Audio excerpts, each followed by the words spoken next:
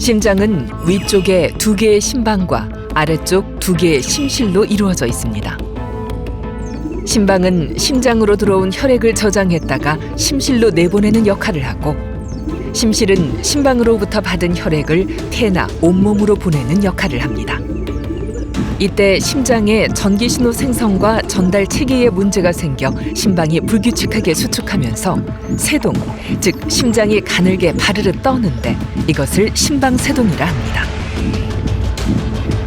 심방세동으로 심장이 펌프질을 제대로 하지 못하게 되면 혈액의 흐름이 약해지고 느려지면서 혈전이 생기는데요. 심장에서 만들어진 혈전은 대동맥을 타고 뇌로 올라가 뇌혈관을 막기도 합니다.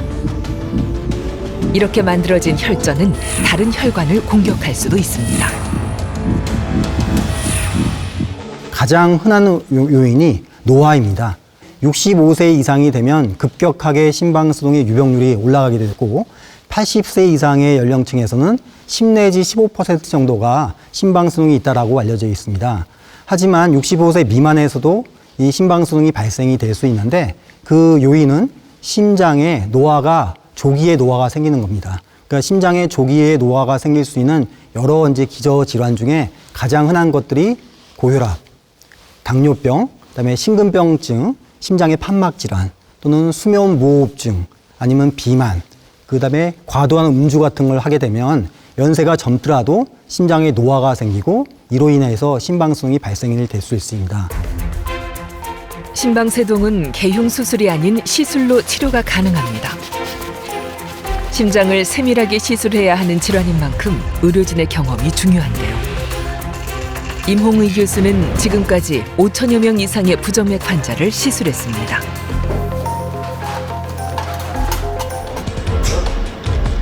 일반적으로 부정맥 시술은 조영제를 주사한 후 엑스레이 투시 영상을 확인하며 이루어집니다. 하지만 임홍의 교수는 3차원 고해상도 매핑 시스템과 심장 내 초음파만 보며 시술을 진행하는데요. 자, 카톤은 준비되어 있죠?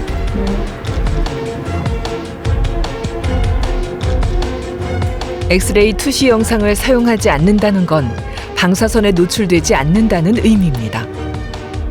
심방수동에 대한 고주파 전극 도자 절제술은 20여 년 전부터 시행했던 시술 방법이 되겠는데, 그 시술을 하기 위해서는 X선을 반복적으로 조사를 해서 투시를 해서 카테터의 움직임과 심장의 상태를 확인하면서 시술을 하게 됐습니다. 그런 시술을 받고 나서 이제 일부 환자에서는 이 방사선에 좀 민감한 환자분들은 방사선 피부염이라고 해서 방사선을 쬐던 그 피부에 염증이 생기면서 발적이 생기고 물집이 잡히고 딱딱해지는 그런 환자분들도 있었고, 방사선이란 방사성 물질이 붕괴하면서 방출하는 파동 또는 입자의 흐름을 말하는데요.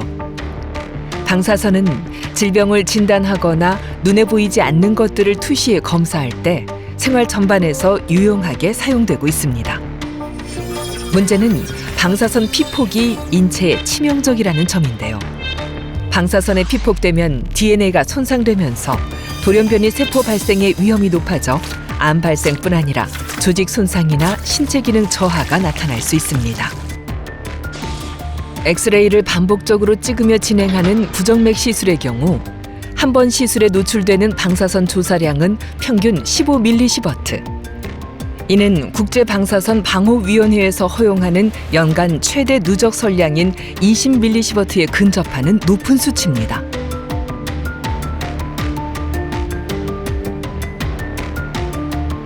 임홍의 교수는 방사선 피폭을 막기 위해 자신만의 방법으로 방사선 제로 시술법을 찾게 됐는데요.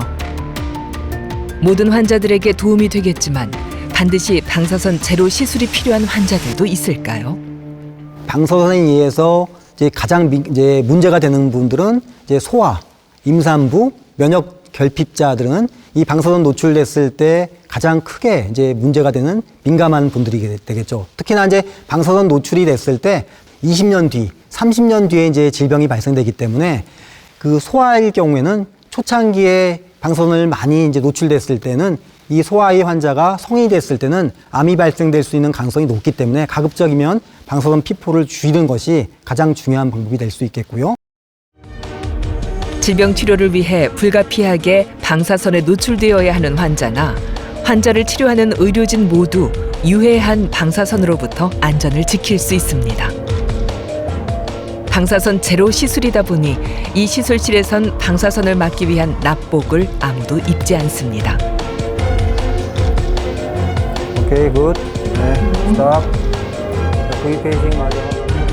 부정맥 방사선 제로 시술에 대한 관심이 높아지면서 임홍희 교수는 국내의 수많은 부정맥 전문의들에게 이 시술법을 교육하고 있습니다.